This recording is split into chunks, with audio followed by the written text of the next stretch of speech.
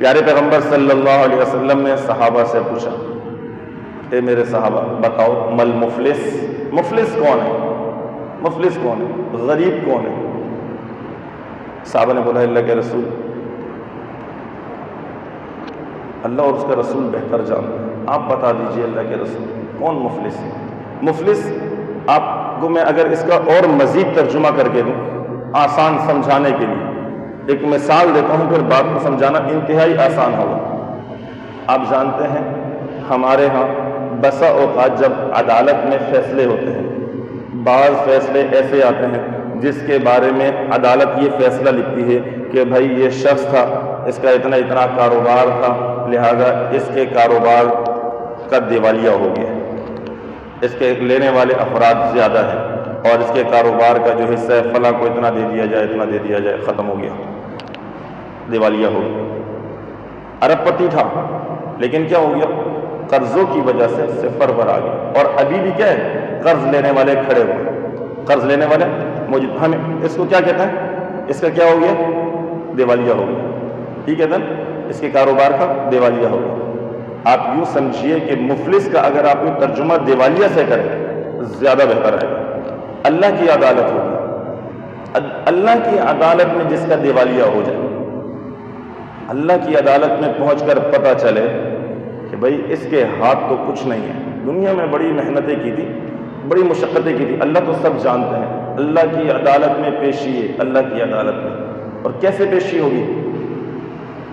قرآن نے اس کی جو منظر کشی کی، کہا معہا سائق و شہید، ہر ایک کے ساتھ ایک سائق اور ایک شہید ہوگا۔ شہید سے مراد گواہ ہوگا، سائق اس کو چلانے والا، اس ملزم کو، اس مجرم کو ایک چلانے والا گھسیٹ رہا ہے اس کو، اس کے ہاتھ میں ہتھکڑیاں ہیں، اور دوسرا گواہ، اور اس کے پاس اس کے نامہ اعمال ہے۔ پیش کرو اللہ کی عدالت۔ آج اللہ کی عدالت لگی ہے، آج کوئی تعلق قائم نہیں آئے گا، آج اللہ کی عدالت ہے، آج رشوت نہیں چلے گی، آج اللہ کی عدالت ہے، آج ظلم بھی نہیں چلے گا، آج تو انصاف کا بول بالا ہے، آج انصاف تلے گا، آج حقدار کو اس کا پورا پورا حق دیا جائے گا۔ کیوں؟ میرے رب کی عدالت ہے، میرے اللہ کی عدالت ہے۔ اللہ باوجود جاننے کے پوچھیں گے ملائکہ سے، کیا لے کر کے آیا ہے؟ اللہ بہت کچھ لایا ہے، بہت کچھ لایا ہے۔ جیسے آج ہم کہتے ہیں نا اس کے اکاؤنٹ میں بڑے پیسے پڑے ہوئے، اللہ یہ بہت کچھ لایا ہے، اس کے نامہ اعمال میں بڑی بڑی نیکیاں ہیں، اس کے نامہ اعمال کے اندر اللہ نمازیں پوری ہیں، اس نے کئی عمرے بھی کی ہیں، اللہ اس کے نامہ اعمال میں بڑے حج ذکر ہیں، زکوٰۃ بھی ادا کیا کرتا تھا، نوافل کا بھی اہتمام کرتا تھا، روزے بھی رکھا کرتا تھا، اللہ تیرے راستے میں خوب خرچ بھی کرتا تھا۔ اللہ بہت کچھ لے کر آیا ہے، بڑا کچھ ہے، لیکن ایک مسئلہ ہے۔ اللہ مسئلہ یہ ہے اس سے حقوق لینے والے موجود، حقوق کے اندر کوتاہی ہے۔ حقوق العباد کا مسئلہ میرے دوستوں بڑا حساس مسئلہ ہے۔ اللہ اس نے کسی کی غیبت کی تھی، کہا اب کیا ہے وہاں تو میرے دوستوں کرنسی تو نہیں چلے گی نا، کہا اچھا ایسا کرو اس کی نیکیاں دینا شروع کر دو، حقوق والوں کو نیکیاں دو، نیکیاں۔ آج تو نیکیاں جائیں گی، آج پیسے تھوڑی ہے، آج تو نیکیوں پر سودا ہو رہا ہے۔ اللہ کسی کی 2 گز زمین دبائی تھی، دنیا میں بڑا پاورفل تھا، طاقت کا مظاہرہ کیا، برابر میں ایک بیچارہ غریب تھا، اس کی 2 گز زمین دبائی تھی، کہا 2 گز زمین کی اتنی نیکیاں اس کو دے دو۔ اللہ فلاں کی میراث دبا لی تھی، بہن کو حصہ نہیں دیا تھا، اچھا بہن کو اتنی نیکیاں دے دو۔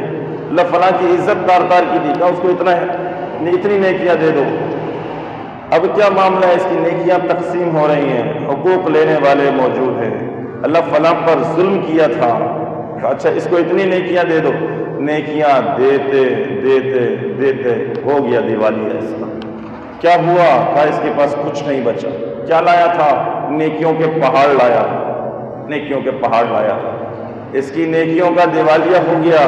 فرشتے پھر عرض کریں گے اللہ ابھی بھی حقوق لینے والے موجود ہیں۔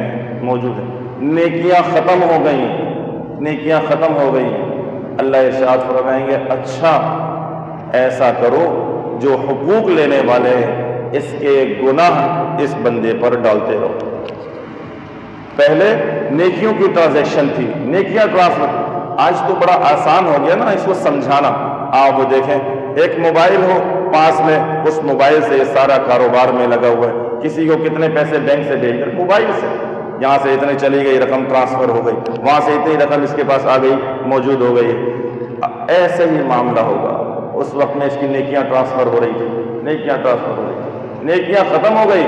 اب لوگوں کے گناہ اس کے اوپر آ رہے، گناہوں کی ٹرانزیکشن، گناہ آ رہے، گناہ آ رہے، گناہ آ رہے. کیا لایا تھا؟ نیکیوں کے پہاڑ لائے. کیا رہ گیا؟